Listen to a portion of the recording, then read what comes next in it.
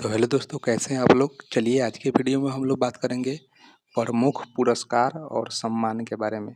तो देखिए, इसमें सबसे फेमस पूरे दुनिया में एक पुरस्कार है जिसका नाम है नोबेल पुरस्कार। तो चलिए आज के वीडियो में हम लोग जानेंगे नोबेल पुरस्कार के बारे में कि आखिरकार इसकी स्थापना कौन किया, कब किया और कैसे हुआ। तो चलिए, इसकी स्थापना जो है सबसे पहले अल्फ्रेड बर्नहार्ड नोबल नामक एक स्वीडिश वैज्ञानिक और इंजीनियर थे। इन्होंने 1901 में इसकी स्थापना किया और इनका जन्म 1833 ईस्वी में स्वीडन के एक शहर स्टॉकहोम है वहाँ पर हुआ और इन्होंने 1867 में डायनामाइट की खोज किया और इनकी मृत्यु 1896 में हो गई। इन्होंने अपने मृत्यु के बाद जब इनकी मृत्यु के बाद इनका वसीयत पढ़ा गया तो इन्होंने उसमें लिखा था कि सबसे योग्य व्यक्ति चाहे वो जब इनकी वसीयत के बारे में पढ़ा गया तो इन्होंने अपने वसीयत में यह आदेश दिया था कि सबसे योग्य व्यक्ति चाहे वो स्वीडन के नागरिक हो या ना हो, उनके द्वारा छोड़े गए धन पर मिलने वाला ब्याज उन व्यक्तियों के बीच में वार्षिक रूप में बांटा जाएगा। तो चलिए आज हम जानते हैं कि आखिरकार इस जो है नोबेल पुरस्कार कितने क्षेत्र में दिया जाता है। तो सबसे पहले ये नोबेल पुरस्कार जो है कितने क्षेत्र में दिए जाते हैं, तो चलिए इसके बारे में हम जानेंगे।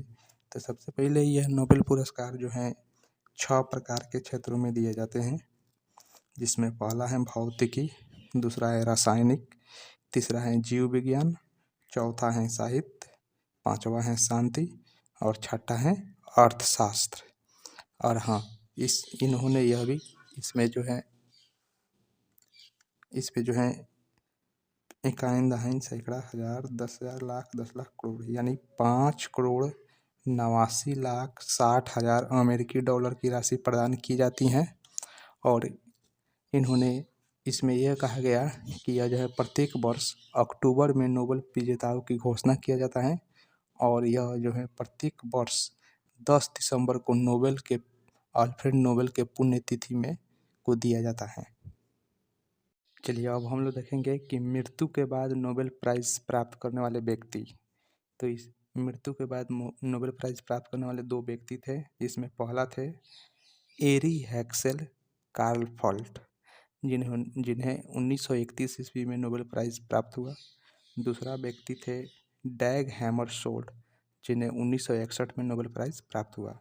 लेकिन जैसे ही 1974 आया 1974 ईस्वी में यह नियम बना दिया गया कि मरणोपरांत किसी को नोबेल प्राइज़ नहीं दिया जाएगा।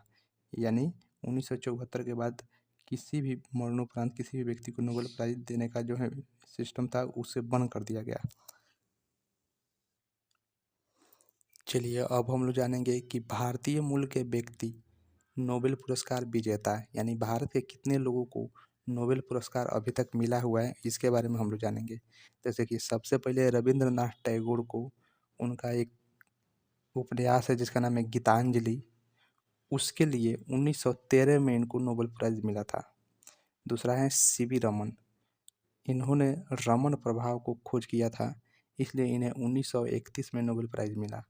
तीसरा है हरगोविंद खुराना, इनको कृत्रिम जीन के संश्लेषण के लिए 1968 में नोबेल प्राइज़ मिला था। चौथा है सुब्रमण्यम चंद्रशेखर, इन्होंने चंद्रशेखर सीमा की खोज किया था, तो इन्हें 1983 में 1983 में नोबेल प्राइज़ मिला था।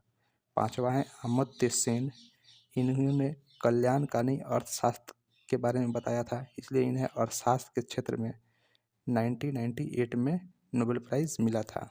इसके बाद छठा है वेंकट रमन रामकृष्ण, इनको जो है प्रोटीन की निर्माण करने वाले राइबोसोम की संरचना और कार्यप्रणाली की खोज के लिए जो है 2009 में नोबेल प्राइज़ मिला था।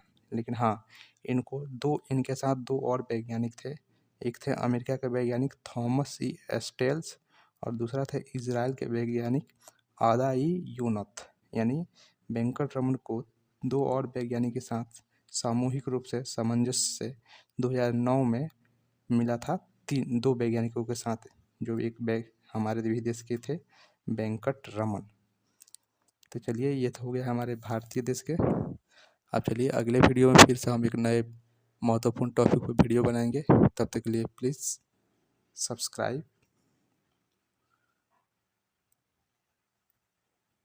एंड शेयर करना ना भूलें।